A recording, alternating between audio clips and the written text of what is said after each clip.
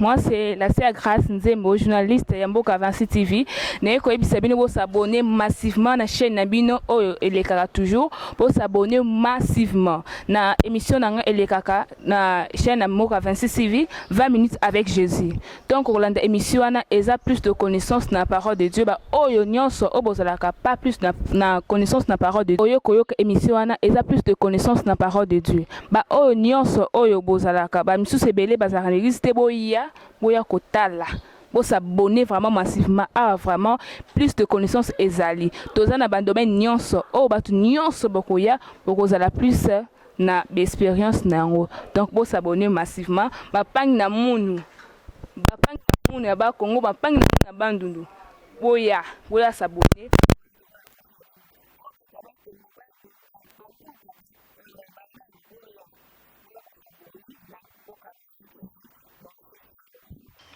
Bote na balandi nyonso ya Mboka Vinci TV et il m'a là mon émission na biso 20 minutes avec Jésus. Lelo toza na invité spécial to bengisi na plateau na biso pasteur Flori et Pété. Il y a église foi audacieuse. Bonjour pasteur. Bonjour monsieur. Okay, pasteur toza na mituna ya kotuna yo. Mituna na biso liboso ezali boye. Quelle est cette mort qui nous rapproche de Dieu? Ah, merci mingi. Na o itali liwa toza na lolenge mibale ya kokufa o to bengi baliwa. D'abord toza na mort spirituelle et mibale toza na mort physique. Mort spirituelle ce qui mutalinga tala yango akotala yango na Genèse chapitre 3 verset 3.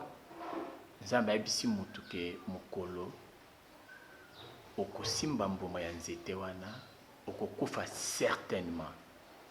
Kufa wana Nzambe azalaki koloba ezalaki nzoto ya mutu te. Parce que soki olandi ndenge Nzambe asalaki mutu, Nzambe aza na likolo, mais pas ça la mutu akitaki na mabele, azwi mabele a modeler forme ya mutu. Et babi mutu wana azalaki kaka ekeko.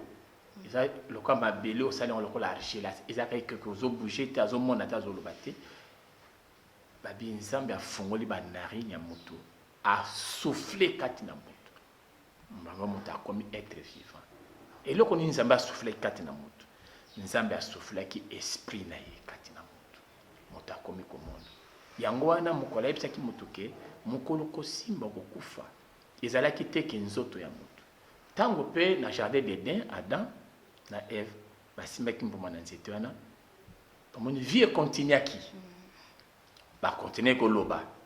Mais loko moko ekufai kati na bango molimo na Nzambe abimaki kati na bango. Yango to bengi mort spirituelle ko kabwana ya mutu na Nzambe. Ba kokane bango koloba. Ba continuer ko réfléchir mais ba tatu ko réfléchir na molimo ya Nzambe te. Wana mort spirituelle. Mort physique ezali tango mabele wana ezongi mabele. Yango nde to bongi, yango to bengi mort physique. Merci beaucoup. De beaucoup de capacité au tuko loba boyke. Ils en a deux morts. Ils en a mort ya corps, na mort ya esprit. Merci beaucoup pasteur. Nous toye baso sous question mi balezali. Comment revenir dans la présence de Dieu? Ah merci mingi. Moni tango motasumukaki akomai ko vivre musika ya Nzambe. Pona bisika mitumbi sekotaki, pasi minyoko maladi nyo sekotaki. Alors souci ya Nzambe ezalaki te a vivre musika na mutu. Po Nzambe asalaki mutu po azala na esika moko. Po na kozonga na Nzambe eza na eloko moko Nzambe asali po tozonga na présence na ye. Na soto tana mukana na Jean chapitre 14 verset 6 Yesu abi je suis le chemin, la vérité et la vie. Donc bazongelaka mutu na nzela. Nzela ko ezongi se pa na Nzambe ezali Jésus-Christ de Nazareth, le Fils de Dieu. Par le but, nul ne vient au Père que par moi. Donc, pour nous kozonga na présence na Nzambe, toza na nzela kaka se moko c'est Jésus-Christ. Et comment Bible dit dans Colossiens 1:12, rendons grâce au Père qui nous a rendu capables d'avoir l'héritage des saints dans la lumière et qui nous a transportés du ténèbre à la lumière. Le point na kozonga na présence na Nzambe ezaka na nzela na Yesu Kristo moto a accepté Jésus Christ na vie na ye lokola Seigneur et Sauveur nde azongi na kata bokonzi pe na présence na Nzambe. Ok, nde bouti koyoka pasteur alobi ezaka na chemin moko oya ko présent chemin ya Jésus Christ. Pasteur tongi toyi basusu motuna comment lutter contre l'esclavagisme du péché. Ah merci maman pona motuna kitoko wana. Moto soir azali esclave azali privé na ba droit nyonso pe na ba liberté nyonso. Péché est comme ça comme esclave. Mais pour na kobima ko lutter contre l'esclavage ape ko longa yango moto moko te na makasi na ye akoyi ko longa eloko. So boni lelo moto alongi bi asala eloko malamu c'est que ça na nzela na Nzambe. Nzambe ni moto apesaka moto makasi pe makoki akosala eloko eza ya malamu. Donc moto ta kobima na bombo ya masumu nga na mela susu te na kosala susu boye te okokoka te. Ezaka kana nzela ya yi oya longa lisumu. Parce que lorsque comme ça moto esclave a péché. Alors moto kaka moko ya longa masumu c'est Jésus Christ. Parce que la Bible le dit, lui qui n'a point connu les péchés. Yali avec lisumu. Alors pour moto longa esclavage à masumu ezaka kana occasion kaka moko accepter Jésus Christ. C'est que victoire ya Yesu oya longa masumu et okota katina yo. C'est que yo na nzela na Yesu ndio kolonga lisumu. Mais moto moko te na makasi na yako kolonga lisumu. Pasteur tongi toyeba na ba oyo ba recevoir Nzambe mais bazo continuer kaka kosala lisumu. Wana okoki koyebisa bango nini na bato ba continuera toujours kosala masumu. Ah ben moto ya yambinza Yesu mais azo continuer kosala lisumu. Bible lobi grâce ya Nzambe tokoki kofulengo au piété. Moni Israël Nzambe atikela ke ba grâce tant ebelé azo sala. Mais babaka Dieu est lent à la colère mais riche en bonté. Ça ne veut pas dire que azangi colère et ça meya kama ale mais d'abord enseignant. Alors bande quoi le on azo senga na bango et ça ba saisir opportunité. Ba saisir opportunité ya kozonga la Nzambe. Ya komi pesa mobima na bango na makolo na Nzambe. Parce que tant azo sala mabe et ça te que Nzambe azo monate. Mais Nzambe azo tikele temps. Mais tant colère ya Nzambe yaka explication za ka sosute. Ezali occasion moto nyonso oyo azoyoka azongela Nzambe. Pasteur eloko ni tokoki kosala na ba oyo bazolanda biso ba oyo ni soki koloba keno Nzambe azali chemin c'est Jésus Christ. Tokoki kosala ndenge ni poto tikala toujours na chemin wana. Ah bon merci mingi. Po na kotikala na chemin wana biloko eza mibale eza misato. So totangi na psaume na yango pourtant s'il vous plaît na psaume 1 balobi pour mutatikala na nzela ya Nzambe. Bon permettez-moi que na kotanga na psaume 1 abi heureux l'homme qui ne marche pas selon les conseils des méchants, qui ne s'arrête pas sur la voie des pécheurs et qui ne s'assit pas en compagnie des moqueurs, mais qui trouve son plaisir dans la loi de l'Éternel et qui la médite jour et nuit. Pour mutatikala na sia makolo na makolo Yesu na nzela ya Nzambe eza na biloko misato. D'abord conseil ya ba méchant lelo ba mi bazo tambisa vie na bango seno conseil ba lokoti na balabala ya mibale balobi ba voie de pécheur. Moi na Nzambe atelemaka na banzela bato masumu te eza na banzela oyo eza bato masumu moi na Nzambe akotelema na yango. Ya misato compagnie banani osanganaka na bango pendant la journée banani opasaka na bango tano banani opartageaka na bango biloko misato wana soki yo mwana Nzambe olingi otikala na nzela na Nzambe conseil ya malamu ezali liloba na Nzambe.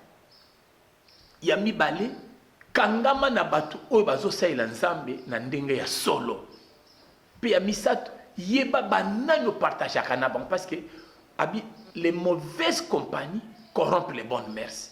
Soko kangami na mbuma ya mabe yo pe ko mape mabe lobi. Yango wana isengeli ko sala pour kangama na Nzambe choisir banano ko partager na bango journée na yo. Masolo no betaka na banani. Conseil no tambisa ka vie na yo. Vrai conseil za ka lu bananza. Ok pasteur, question sur ces alliés, comment pouvons être protégés par l'amour ya Nzambe? Tokoki ko se protéger na ndenge nini? Ah, poto se protéger na amour ya Nzambe. Nde tolobaki dernièrement amour se déplace à côté. C'est soumission se déplace. Monde toza na sena ndako. toko forcer te que to yokamali toko forcer protection automatiquement to za ko recevoir protection pour muta se protéger na mura nzambe esengeli azala soumis na nzambe lokola mwasi po azala protéger na mura mbani esengeli azala na soumis na mobali na ye amitia na sena yesu alobaki na biso na mokana na Jean 15 alobi soki bokotosa mibeko na ngai bakomandema na nga vous demeurez dans mon amour okoki kotosa te moto oyo olingaka te moto oyo olingaka batosaka ye quand on obéit à la personne qu'on aime po tika na bolingo ya nzambe protéger yo esengeli oza na obéissance ya maloba na ye mpe otosa mibeko na ye wana nde koprofite na protection ya nzambe likolo na ye. So, est-ce que nzambe mpe alingaka bato oyo batosaka ye te kotosa ke no mutu oyo alingi nzambe me azosalela ye te azotosa ye te oyo wana conseil yokoki koyebisa bango? Nzambe alingaka mutu nyonso me nde ayinaka lisumu oyo azali kolinga mingi mokili mpe masumu azokoma ennemi ya nzambe me nzambe azalaka jamais ennemi ya mutu ye moko nde amikomisaka ennemi ya nzambe soki akomi kokangama na oyo nzambe azolinga te me nzambe ayinaka mutu te me nde ayinaka nde lisumu mpo na conseil nga na kokopesa nzambe aza amour moto oyo olingaka okoki koofense ye te okorespecte ye eza lokola osali mabe papa alimbisi yo okozongela mabe te mpo ke otongisa so motema ya papa don nakanisi ke mpo na yango mposa na nzambe ezali ke biso totosa ye tolongwa na oyo asepelaka nango te wana tokoza baninga na ye. So tokoki kosala ndenge nini moyen nini oyo ekoki koyede bato oyo bazolanda yo bayeba ndenge nini ya korespecte ya kotosa liloba ya nzambe?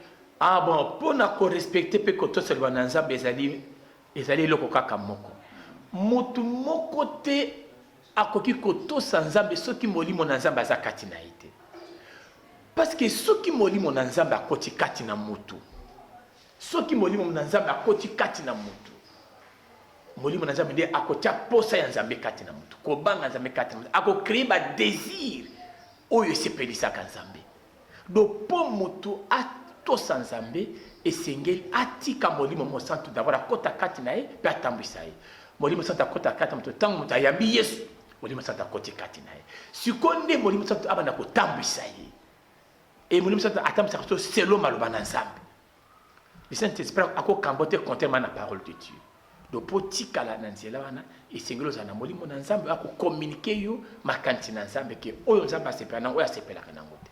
Est-ce que eza na bato misusu oyo barecevaka nzambe me baza na bamolimo santu te?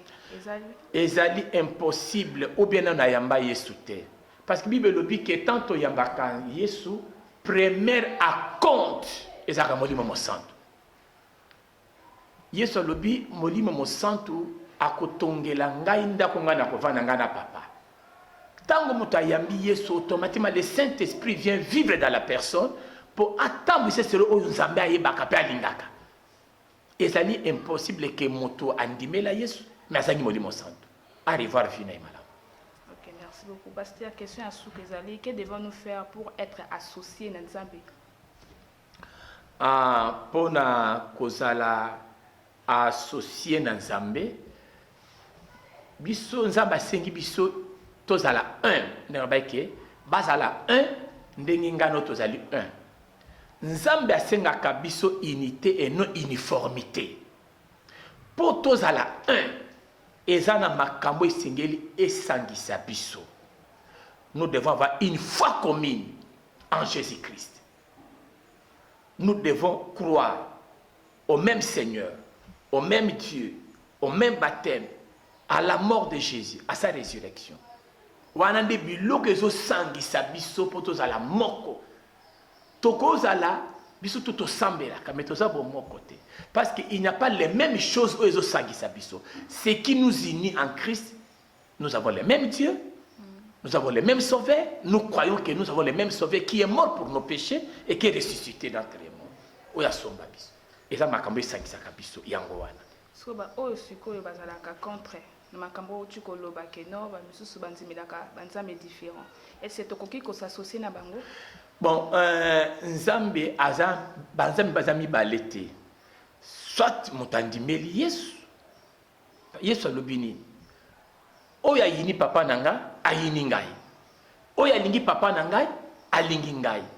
Oya yambi papa nangai ayambi ngai. Okoki jamais ko ba ke nga na linga Nzambe me oyina Yesu. Okoki ko ba jamais ke nga na ndimela Nzambe me na boya Yesu. C'est impossible. Pour moto s'associer na Nzambe, il faut d'abord andimela Yesu. Pe Yesu lobi ke oyo ayambi bino ayambi ngai. Pe ayambi papa nanga. Donc c'est impossible pour que moto andimeli Nzambe me aboye Yesu Masia. Wana ça la contradiction. Ok, merci beaucoup vraiment pasteur Landengo répondre à la question na biso. Question suka o eza o pokipenga mukeli ngina yeba. Oui.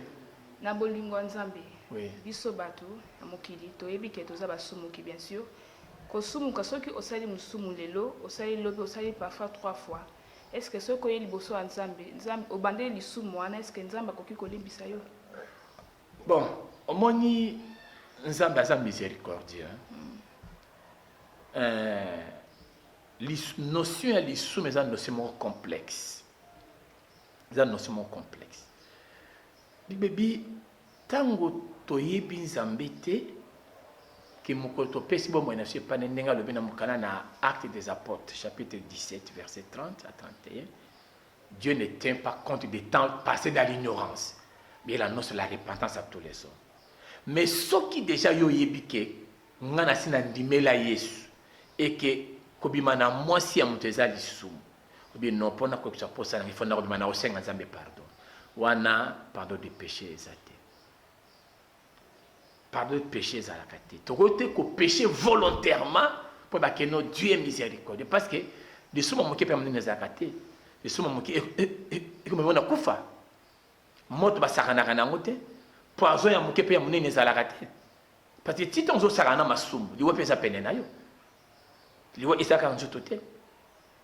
Donc lisumu elongolaka biso communion na Nzambe mais relation très osamwa na Nzambe mais bomi communion na Nzambe papa akoyoka yo te parce que Dieu ne exauce pas les péchés.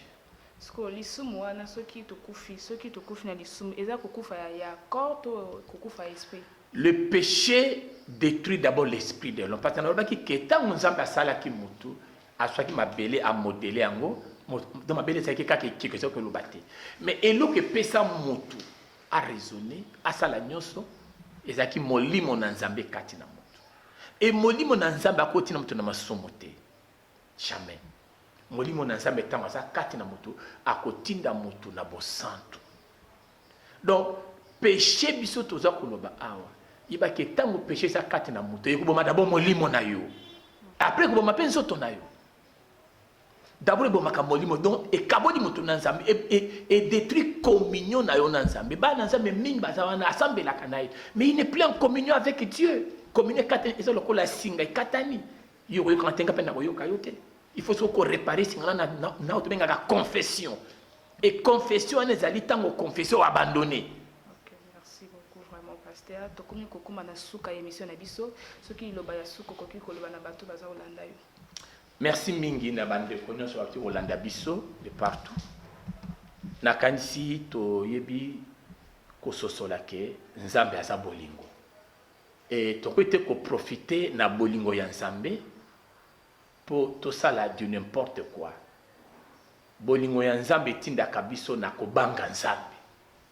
Yango ezali tango malamu yo olandi biso kozonga kaka te émission Nzambe ne mutaye ko visiter yo na nzela ya émission oyo pour que tango ese pusani na nzela na mundu Nzambe ko sauver. Merci beaucoup vraiment tokomi na suka ya émission na biso. Merci na ba oyo merci na pasteur o anzemaki ko recevoir invitation na biso. Merci na ba oyo nyos bolandi biso partout dans le monde entier obozara toujours branché na émission na bino na chaîne na bino bolingaka mingi Mboka Avanci TV botika la branché bo s'abonner massivement tokomi na suka. Merci beaucoup. Bye.